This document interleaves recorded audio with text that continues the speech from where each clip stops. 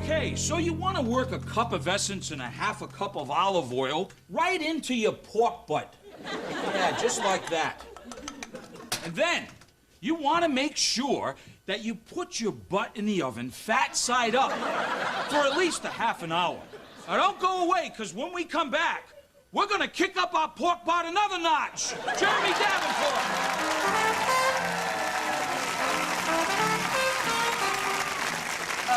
Listen, the network called from the green room to say they don't want to hear you say butt again. In the first half of the show, Emeril said, make sure you get yourself really good butt, salt and pepper your butt, season your butt, and let your butt sit overnight. Okay, we're back in 5, guys. Okay. Tell those butt counters that I'll clean it up, okay? Okay, we're back. And if you're just joining us, I'm Emeril Lagasse, and I've been asked not to tell you what it is I'm cooking here. But I bet if I give you a couple of hints, you can figure it out. It's the south end of a northbound hog. It's the last stop on the Pig Express. But you could also call it bacon hips or razorback rump. You know what I'm talking about, right? Pork! Thank you. They said it, I didn't. Hey, Jer. Oh, you're going to do better than that when you hear what I have to tell you. It so happens that I know a producer of a little television show called Style Magazine, and I just talked them into doing a feature on our man Emeril here. They want to come out next week and do a 20-minute segment in prime time. Whoa, wait a minute. I didn't agree to nothing like that. Yeah, and as producer, I'm not sure I want that kind of disruption on the set. Did I also mention they want to interview you, me, and Melva, too? On the other hand, I don't want to stand in the way of anything that could help the show. Yeah, well, why are they interviewing you? Because I'm Emeril's agent, I'm his best friend, I'm the one able to tell stories about him that he's too modest to tell about himself. Because you put it in the deal? That, too. Listen, I don't want no stories told about me. People can find out enough stuff if they just watch the cooking show. No, you're missing the point, buddy. They want to show their viewers what's behind the apron. What are you, crazy? You know what's behind the apron. We went camping together. I can't say but they want to look under my apron. And behind the apron is just a metaphor. It implies something deeper. Yeah. Oh, there ain't nothing deeper. That's it. And I hate those metaphor deals. You know, that's just something that somebody should have said the right way in the first place. See? There you go. That's pure Emeril. Yeah, and nobody can come up with those type of Emerilisms. Emerilisms? Oh, I hate when you all say that. Emerilisms ain't even a real word. It sounds like you need to go see the doctor or something. There you go. Was it another one? Yeah. You're so cute. You're so cute. Oh, that's it. I'm leaving. Oh, yeah. It's Style Magazine. It's not 60 Minutes. It's not going to be some searing expose. Why can't we just do it? Oh my gosh, my parents are gonna be here from that. Oh, they're gonna be so excited. Oh, that's right. They're coming next week, aren't they? Yeah, they're driving up from Macon, and my dad stops in every gas station along the way, gets out of the car, and says to the attendant, "You ever see that Emeril show? My daughter does all the cooking on that show." And then my mother will go, "Bill, get in the car." And then my daddy will go, "Well, Jane, people like to know this stuff." And then my mother will go, "Bill, get in the car now." Excuse me? We're talking about putting this man into 40 million living rooms. We don't have time for a travelogue about Barney and Thelma's drive up in Mayberry. Okay, do you want to do this or not? Because I got to give them an answer. If you're not going to do it, they're going to move on to a piece about celebrities who look like their dogs. Oh, come on, Em. This is too big to pass up. Too big. We're replacing dogs. You know what I mean. When are we going to have an opportunity like this again? And I've got some people from high school that I really need to just put in their place. Don't you have anybody like that, Em? No, I was the only guy in home ec. Girls were very nice to me. I have no complaints. Oh, all right. Good. I'll tell them to cancel Laura Flynn Boyle and her whipping. Does this hair look too tall? No, does it look like Abe Lincoln's hat? Oh, it's nice. Well, and he was one of our most beloved presidents. Yeah, it's fine. It's like my new collagen lips. Bigger is always better.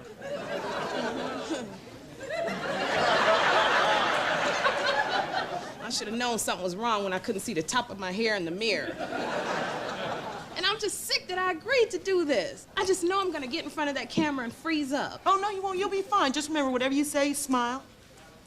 That's a little trick to being on TV. I can't just smile at nothing. I need something funny.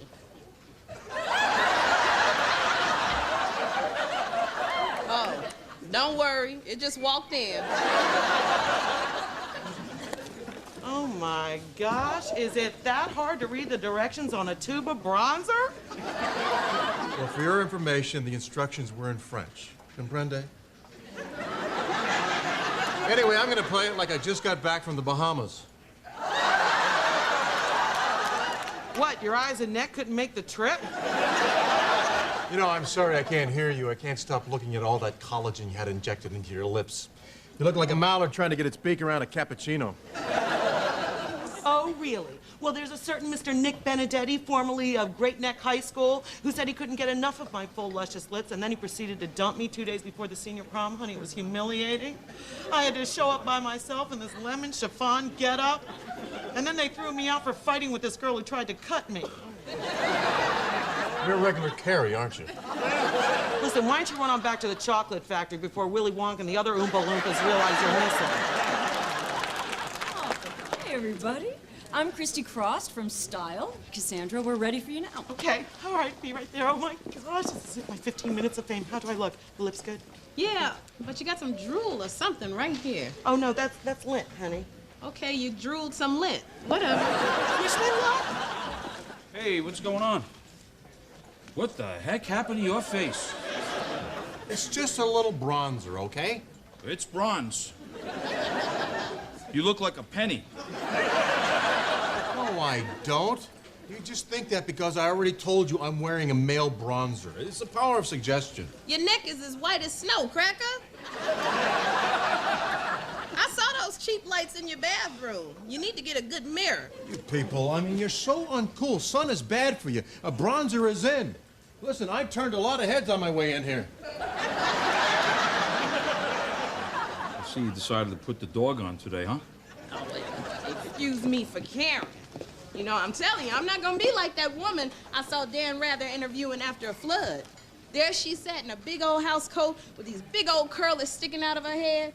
And I just kept thinking, if the curlers don't come out for Dan Rather, then when do they come out? Are you gonna tell that story on the air? No, why? This is kind of interesting. I am not gonna say I dressed up because of some hillbilly woman that got airlifted off her double wide. See, that's the part that I find interesting. That she inspired you. I guess he found a good mirror.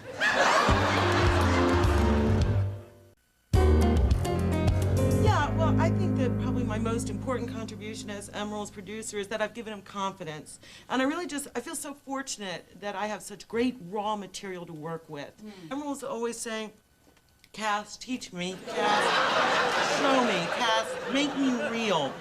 And more importantly, though, even though we have a lot of fun around here, I always insist that we perform our jobs with professionalism and dignity. Okay. Melody, do you feel that the resurgence of the cooking show signifies a back-to-home movement in American culture? I am the stage manager.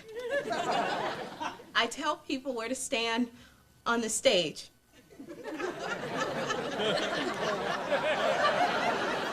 Okay, can you tell us anything about Emeril?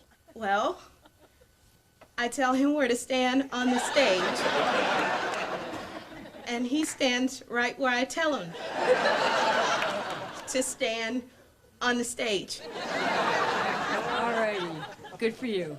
When I first suggested to Emeril that he do a cooking show, well, he went for it immediately. And then when I came up with the BAM thing, yeah, that was mine. Well, I thought the guy was never gonna stop thanking me. I guess he thought that before me, he thought of himself as kind of a low-level Pillsbury doughboy. Would you mind removing the glasses? Oh, sure, yeah. What happened? Oh, nothing. I've recently returned from the south of France, where I purchased a bronzer. first we need to get some footage of you and Nora having a little downtime at home. That's great, honey. But we don't spend no downtime like this. Yeah, well then, can you think of something else that we can do? In here? Yes. Well, yeah, but you ain't gonna be around for it. All right. Why don't we go ahead and get some of the promo shot? Emeril Lagasse, regular guy, family man, king of cooking. What's that for? Because you're the new king of cooking. We just discussed this. I'm sorry. I'm not wearing no crown. Are you sure, honey? Because, you know, at first you didn't like cowboy boots, but you made that work. Well, you know, honey, I think you're trying to make me out to be more than really what I am. Just a simple guy who grew up in Fall River, Massachusetts, went to culinary school. You know, became a chef, moved to New Orleans, opened a few restaurants, and hey, got a cooking show. Okay, that's a good start. Let's roll on this. So, tell me a little about you in the workplace. Well, this is my office. This little wire deal here is where I keep my pencils. I used to keep them in a glass, but it would get dirty and stuff, and so I'd have to clean it, you know. So, that wire deal has really worked out good for me. You know what? I'm starting to get a really bad feeling about that interview. It's not so much the drooling I'm worried about, it's the bragging. Okay, it's the drooling and the bragging. Yeah, well, it's the smiling I'm worried about. I'm pretty sure I look like I had something wrong with me. You know, something bad wrong. Something where the social worker says, Melva enjoys arts and crafts. And we feel sure with the proper supervision, she can become a productive member of society. Okay, that's it. We gotta get a look at that tape. Jerry, you gotta talk to your producer friend. And what motivation would I have for doing that? Maybe the little motivation of Christy telling me you took credit for Emeril saying bam. Oh, that was a joke. I winked. Look at your glasses, Ray. They only go one way. I gotta get that tape. And this door leads right from the studio into our offices. Oh, Cass, Melva, I'd like to meet my parents. Oh, hi. So pleased to meet you. I'm Jane. Nice to meet you. Now, BD, where is Emerald? Mother, you have got to stop calling him Emerald. It's Emeril. Actually, he's being interviewed right now for a piece on style. Oh, right. How's that going? Well, confidentially, we're getting a little concerned that we made big fools out of ourselves. Oh, well, I'm so glad they didn't ask me, because I would have made a big donkey out of myself, too. Not that you did that. Oh, I don't think y'all need to worry. That producer seemed like a pretty nice gal to me.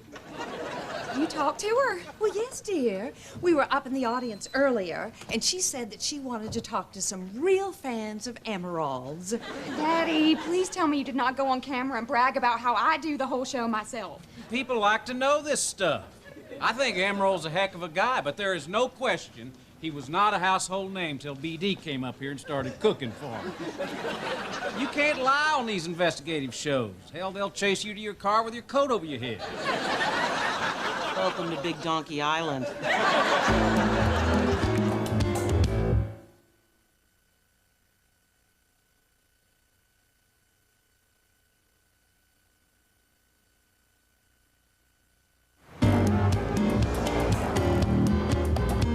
And he stands right where I tell him to stand on the stage.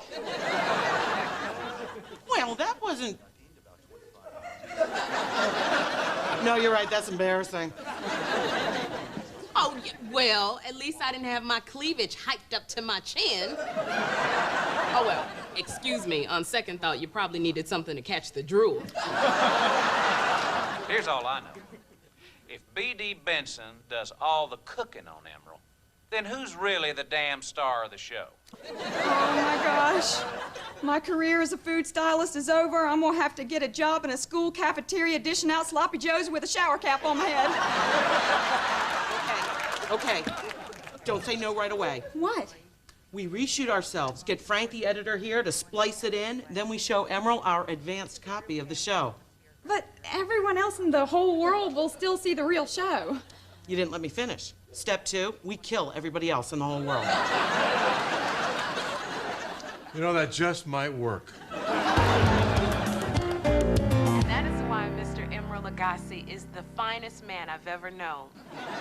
That goes double for me. In fact, I've never told him this, but if anything were to happen to me, I would want him to raise my child. Boy, you ladies are laying this on a little thick, aren't you? When someone's nice to your parents, well, I believe that says it all. This job has been a veritable heaven on earth. Well, first of all, I'm not the kind of man who easily says he loves another man. But when you love a man the way I love this man... Give me a moment. I had no idea you guys felt this way about me. No, I'm truly touched. You know, most people would have just spent their time yakking about, you know, how important they are. Oh, wow. Oh, how little you know us. In fact, this is so good. I'm going to invite the entire crew to my house to watch the night of the show. Wait. Here you go, buddy. Nice Pinot Grigio with a fruity aftertaste. Yeah, whatever. I just want to get drunk. Having this stuff on my face has been a nightmare. Blacks think I'm trying to pass for white. Whites think I'm trying to pass for black. Now I understand the pain of Michael Jackson. Cracker, don't get all racial on us. Everybody thinks you look like a big old fat milk dud. It saddens me to hear a sister talk that way. Well, Nora, so you still feel the same way about me, huh? Oh, Jerry, of course I do. The bronzer hasn't changed my opinion of you at all. In fact, it's confirmed it. Okay, listen, we got about 5 minutes to put our tape in before the real show starts. You need to go distract everybody. Distract everybody? Why didn't you tell me? I haven't prepared anything. Hey, just go do something. Anything. Okay. Hey, everybody, this is a cheer that I used to do in the 8th grade. Kiss my ack-a-back, my soda crack, my B-E-T-T butter rack, your mom, your pop, your greasy granny got holes in her pants. She walks the line like Frankenstein. She digs the beat on Sesame Street. Your turn. Hey, what are you doing there?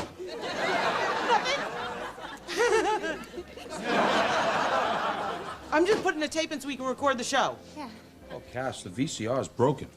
Me and Charlie tried to put a Pop-Tart in there. I am? Yeah. Is there a VCR in the bedroom? Yeah. Party in the bedroom! Wait a minute. You can go watch it wherever you want. I'm watching it here. Oh, no, that makes me crazy when you go over to somebody's house to watch something and then everybody, separates and gets into different... see, I'm already torn between 2 groups as it is. And anyway, you know what? The bedroom's better because I just remember this great party I went to. It was in a bedroom. We jumped up and down on the bed. And we had like pillow fights. It'll be like slumber party. Slumber party, yeah. No, we're having no slumber party. We're having a watching party. A living room watching party. I'm gonna go help Nora. Okay. The show is on in 3 minutes. What do we do now? Well, obviously we're not going to get the tape in, and he's not going to leave the room, so somebody's going to have to take this TV out. Okay, look alive, Mel. Let's play ball.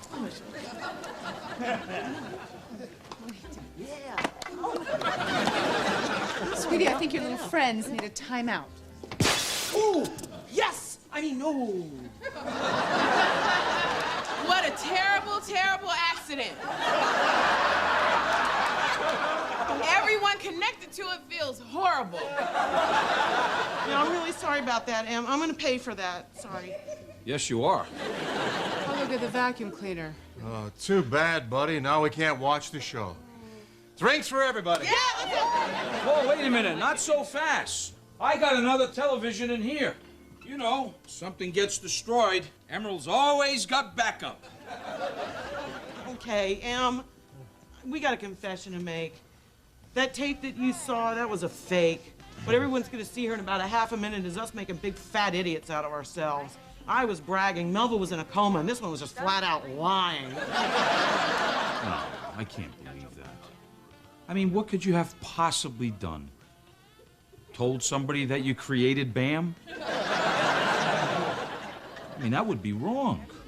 If that's in there, I was dubbed. Em, correct me if I'm wrong here, but it kind of sounds like you saw the tape. Me? No. There's no way that I could get a copy of that tape without your help. Remember, I'm just raw material. Every day I get up in the morning, I say, Cass, teach me. Cass, show me. Cass, make me real.